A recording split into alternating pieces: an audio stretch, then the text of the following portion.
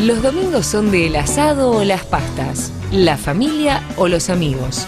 Y de Falta en Vido, el magazine de los domingos. Pero ¿cómo estamos? Dame un mate, Moro, por favor, te lo pido. Trae Ahí el va, mate y ahí no va, se va, por es una favor. cosa terrible.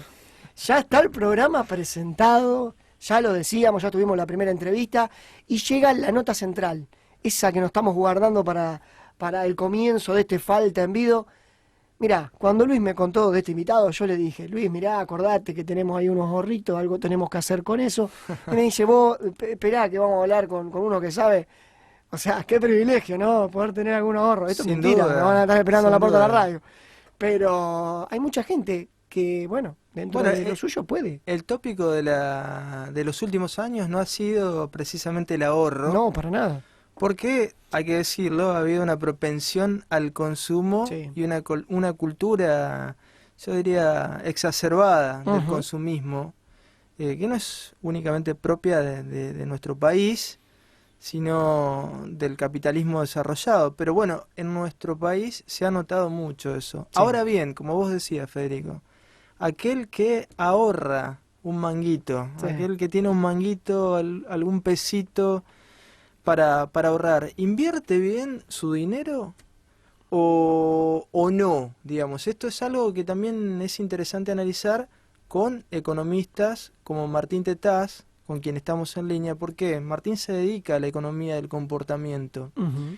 Siempre viste que pateamos la pelota y decimos, la primera crítica es hacia la inversión estatal, Claro. la crítica es hacia el otro, Sí, pero no nos miramos el ombligo. exactamente. Y bueno, es algo común propio de estos tiempos. Martín, ¿cómo estás? Buen día. ¿Qué tal? Buen día, ¿cómo están? Bien, ¿vos? Muy bien. Pero muy bien y realmente sí, efectivamente esto que comentaban ustedes recién tiene mucho que ver con el fenómeno de inflación en los últimos años combinado con la falta de desarrollo del mercado financiero que hace que los argentinos en general no conozcan o no tengan opciones alternativas a la del viejo y famoso plazo fijo, ¿no es cierto? Entonces Ujú. en la medida que no hay ninguna alternativa que no sea el plazo fijo, bueno, con inflación pierde valor y entonces no hay como hay en otros países, por ahí en Estados Unidos, por ejemplo, la gente invierte más en la bolsa o en algún otro país del mundo por ahí invierte en algún otro tipo de activos, pero en Argentina la verdad que somos bastante básicos para las inversiones. Ahora, Entonces, claro, Martín, fugamos al consumo directamente porque claro, no podemos ahorrar. hablabas de Estados Unidos y es cierto lo que decís, o sea, un ciudadano norteamericano puede, o es más común ir a la bolsa a invertir, por ejemplo, en acciones de General Motors, Claro. suponete. Ahora, en Argentina esa posibilidad está. Sí, Quizás sí, sí. está más restringida por nuestra incapacidad, por nuestra falta de búsqueda, digo, hablando como clase media, no, porque vamos a convenir que no cualquier ciudadano puede tener ahorros en la Argentina, pero la clase media tampoco hace, digamos, no tiene una búsqueda, digamos, va a lo común, que es el dólar, que es, Está bueno, bien. el Sí, ladrillo, sí, sí. es Sí, todo analizable, ¿no? en parte eso tiene que ver también con el tema de justamente la escasa bancarización que hay en Argentina. Sí. Fíjate que hasta no, digamos, hasta no hace mucho el banco era un lugar de clase media alta, la clase media no pisaba masivamente los bancos. Sí. Empezamos a ir masivamente a los bancos porque los depósitos, antes que nos pagaban en un sobre, Claro. nos empezaron a pagar con la tarjeta de débito. Entonces, la primera cuenta bancaria de la gran mayoría de la población en Argentina es la tarjeta de débito. Y de hecho, si vos mirás, por ejemplo, en los últimos años, en los últimos 8 años para acá, la cantidad de tarjetas de crédito del sistema pasó de 6 millones a 21 millones. Entonces, ¿eso qué te está diciendo? Que hubo un proceso de bancarización masiva, Sí. pero todavía no es un proceso de bancarización porque la gente adopte al banco como parte de su espacio de actividades diarias y haga todo a través del banco, sino porque, bueno, es medio forzado. Bueno, me pagan a través del banco, no me queda otra, entonces voy y tengo esta cuenta. Bueno, Pero eso también todavía, tiene una explicación y que tiene que ver con la historia reciente, con 2001, Martín, ¿no?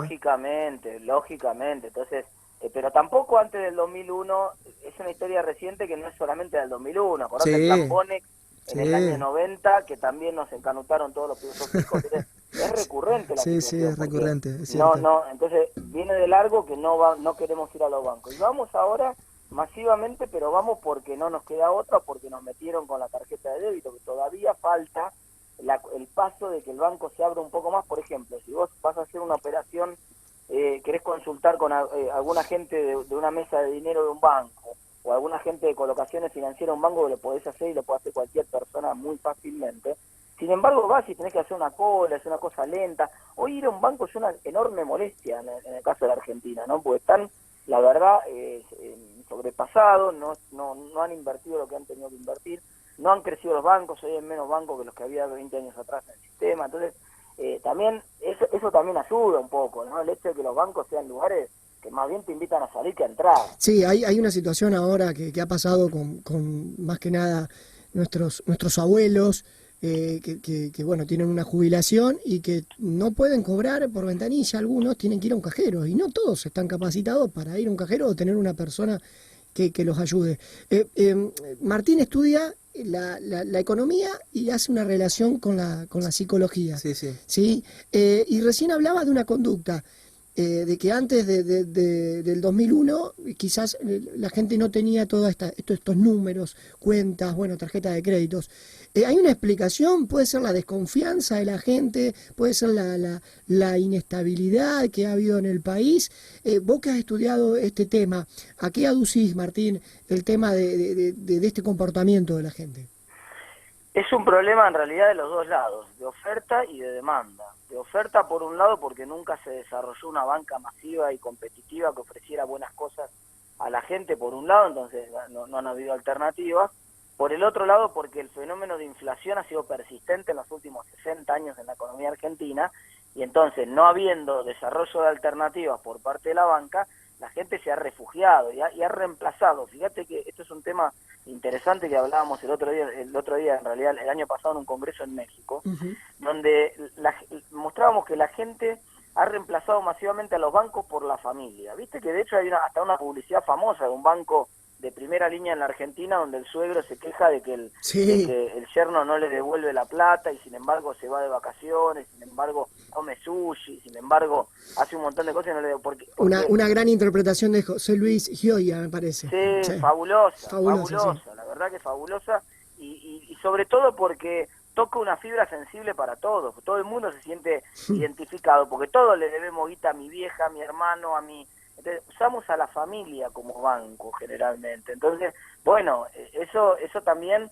ha tenido que ver, esa conducta de usar a la familia como banco, ha tenido que ver con el fenómeno de inflación. Se han juntado los oferta y la demanda, Claro, desde el punto de vista del comportamiento, la confianza, y que te da la familia, y el más bajo riesgo que te da la familia, no te lo da el sistema bancario también. Entonces, la gente naturalmente se ha recalado ahí. Yo creo que con muchos años, por lo menos con 10, 15 años de persistente baja inflación, y desarrollo sistemático de la banca, eso se podría ir modificando, ¿no? claro. Bueno, eso en el plano financiero, si se quiere, Martín, pero también tendríamos que buscar otras opciones. Digo, no solamente el ahorro a través de la matriz financiera, por así llamarla, a través de los bancos. ¿Por qué no ahorrar pensando en el sistema productivo? Sí, con herramientas financieras. Estoy pensando, por ejemplo, en un fideicomiso para inversión en pymes, suponete, ¿no?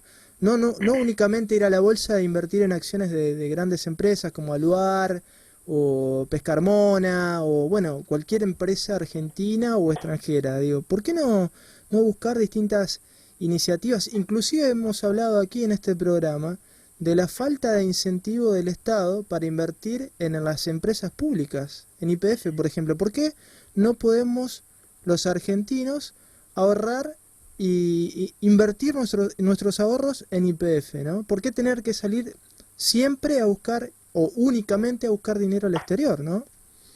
Sí, en realidad alguna colocación hicieron, el gobierno hizo algunos bonos en YPF que generaron alguna expectativa interesante del mercado. Lo que pasa es que pagaban muy mal, pagaban menos que un plazo fijo, entonces prácticamente no tuvieron tanto éxito y después no lo hicieron más, pero también ahí se juntan dos elementos, que es por un lado la aversión a los riesgos y por otro lado la aversión a las pérdidas. Es decir, en general, si vos le preguntás a la gente si prefiere un empleo en relación de dependencia, Claro. o prefiere un empleo que cobra porcentaje o paga comisión, la inmensa mayoría de la gente, incluso cuando en promedio gane más, en el empleo ese que va a comisión, la gente dice, no, a mí prefiero el empleo en relación de dependencia, prefiero el ministerio que es seguro y que no arriesgo de que me echen ni nada, en comparación con una empresa, un microemprendimiento donde tengo que correr algunos riesgos, ¿no? Entonces, hay una aversión enorme a los riesgos y además una aversión a las pérdidas. O sea, nosotros es más probable que emprendamos o que tomemos algún tipo de riesgo cuando estamos en el famoso perdido por perdido, en una situación de crisis, cuando decís, bueno, ya está,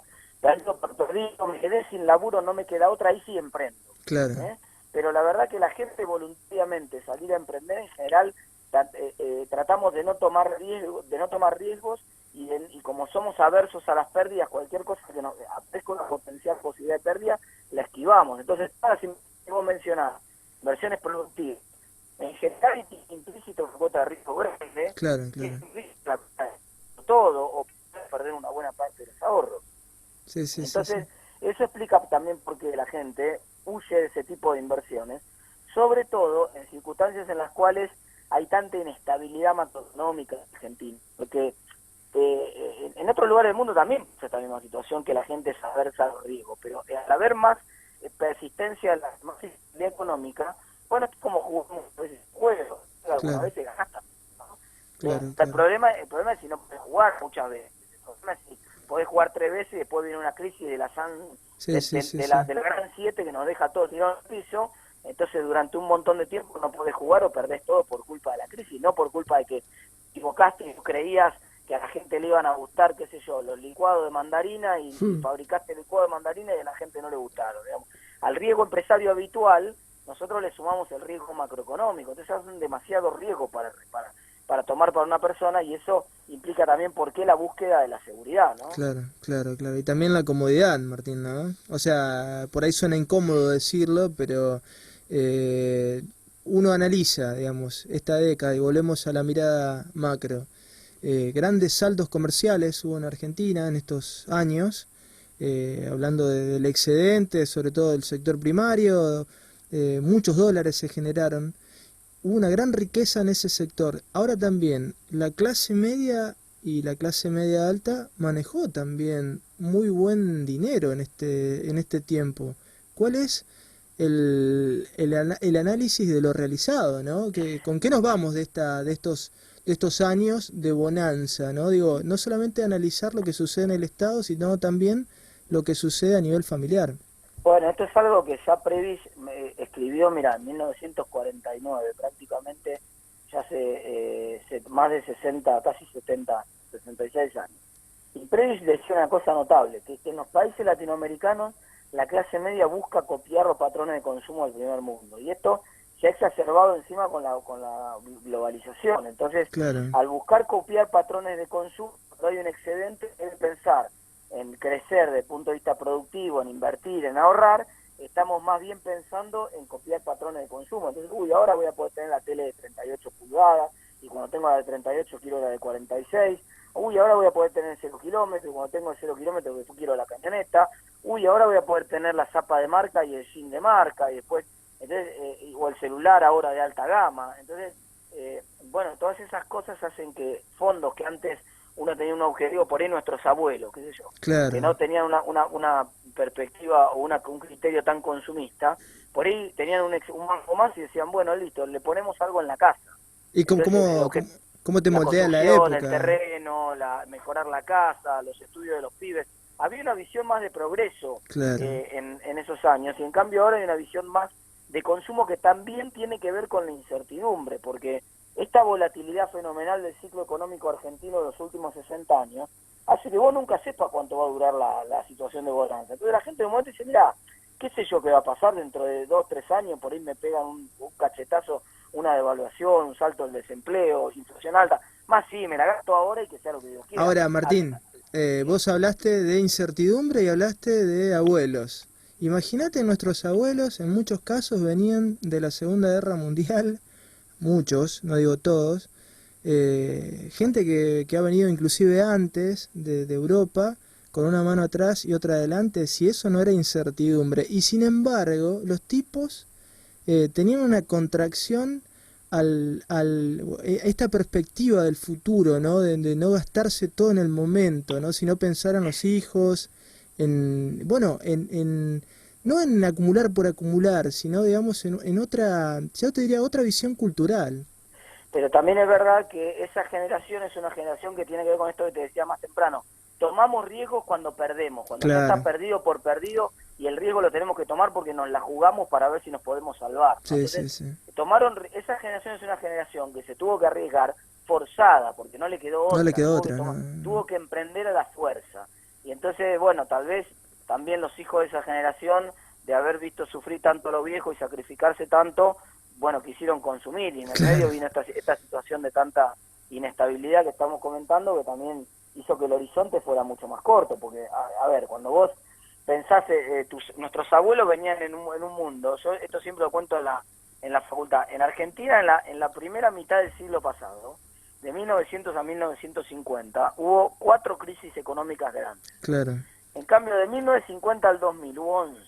claro, claro. Es la perspectiva de horizonte que tenía un tipo que llegaba a Argentina en el 13, en el 14, en el 20, qué sé yo.